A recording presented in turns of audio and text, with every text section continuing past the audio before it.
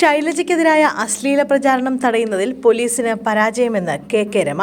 വടകരയിലെ LDF സ്ഥാനാർത്ഥിയും മുൻമന്ത്രിയുമായ K ശൈലജയ്ക്കെതിരായ cyber ആക്രമണം അംഗീകരിക്കാനാകാത്ത തെറ്റെന്ന് കെ രമ MLA. സ്ത്രീകൾക്കെതിരായ അശ്ലീല പ്രചാരണം തടയുന്നതിൽ പോലീസിന് പരാജയം സംഭവിച്ചു. പരാതി നൽകി 20 ദിവസം കഴിഞ്ഞിട്ടും പോലീസ് നടപടിയുണ്ടായില്ല.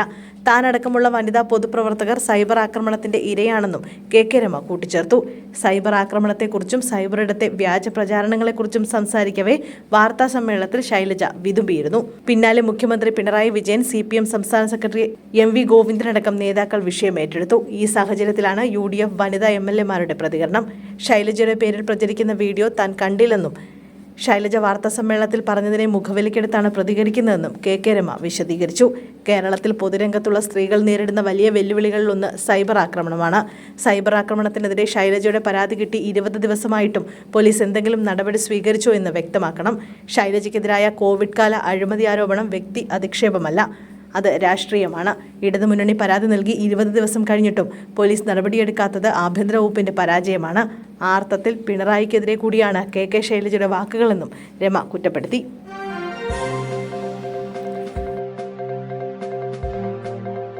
കസ്റ്റഡിയിലെടുത്ത ദളിത് യുവാവ് മരിച്ചു. പോലീസിനെതിരെ കുടുംബം. പോലീസ് കസ്റ്റഡിയിലെടുത്ത ദളിത് യുവാവിനെ മരിച്ച നിലയിൽ കണ്ടെത്തിയ സംഭവത്തിൽ പ്രതിഷേധം ശക്തം. ഗുജറാത്തിലെ രാജ്കോട്ടിലാണ് അയൽക്കാരുമായുള്ള വഴക്കിൽ ഇടപെട്ട് പോലീസ് പിടികൂടിയ ദളിത് യുവാവിനെ മരിച്ച നിലയിൽ കണ്ടെത്തിയത്. ചൊവ്വാഴ്ച രാജ്കോട്ടിലെ ആശുപത്രിയിലാണ് യുവാവ് മരിച്ചത്.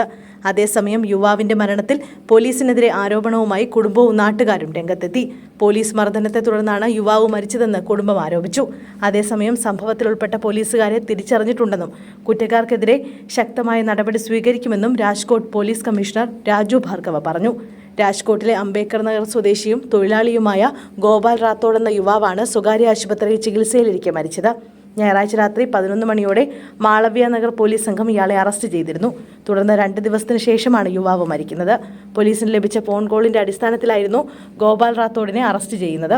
ഒരു പ്രശ്നത്തിൽ അവൻ ഇടപെടാൻ ശ്രമിച്ചുവെന്നായിരുന്നു കേസ്. എന്നാൽ സ്റ്റേഷനിൽ യുവാവിന് മർദ്ദനമേറ്റെന്നും അതിനുശേഷം കോമ സ്റ്റേജിലെത്തി മരിച്ചുവെന്നുമാണ് കുടുംബം പറയുന്നത്.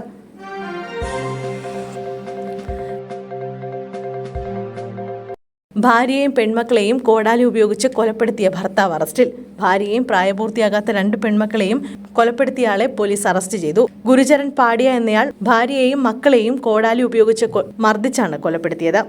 ജാർഖണ്ഡിലെ വെസ്റ്റ് സിംഗ്ഭൂം ജില്ലയിലാണ് സംഭവം. മദ്യപിച്ചാണ് കൊലപാതകം നടത്തിയതെന്ന് പോലീസ് പറയുന്നു. മുസാഫിൽ പോലീസ് സ്റ്റേഷന് കീഴിലുള്ള ലുദ്രബാസ ഗ്രാമത്തിലാണ് ഞെട്ടിപ്പിക്കുന്ന സംഭവമുണ്ടായത്. മദ്യപാനത്തിന്റെ പേരിൽ ഗുരുചരൺ പാടിയയും ഭാര്യ ജനോയും തമ്മിൽ വഴക്ക് പതിവായിരുന്നുവെന്ന് പോലീസ് പറഞ്ഞു. കഴിഞ്ഞ ചൊവ്വാഴ്ച പുലർച്ചെ ഇവർ തമ്മിൽ വീണ്ടും തർക്കമുണ്ടാവുകയും ഗുരുചരൺ പാടിയ കോടാലിയെടുത്ത് ഭാര്യയെയും 5ഉം 1ഉം വയസ്സും പ്രായമുള്ള പെൺമക്കളെയും കൊലപ്പെടുത്തുകയായിരുന്നുവെന്ന് പോലീസ് പറഞ്ഞു. ഇയാളെ പിന്നീട് പോലീസ് അറസ്റ്റ് ചെയ്ത് കോടതിയിൽ ഹാജരാക്കി. മൃതദേഹങ്ങൾ പോസ്റ്റ്മോർട്ടത്തിന് അയച്ചതായി പോലീസ് അറിയിച്ചു.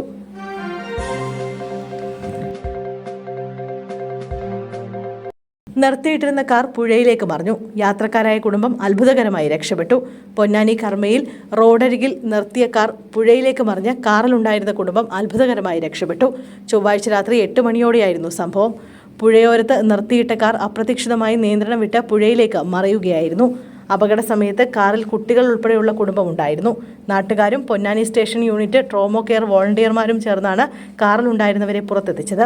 കാർ ഭാഗികമായി തകർന്നെങ്കിലും കാറിലുണ്ടായിരുന്നവർക്ക് കാര്യമായി പരിക്കില്ല. ക്രെയിൻ എത്തിച്ചാണ് കാർ കരയിലേക്ക് കയറ്റിയത്.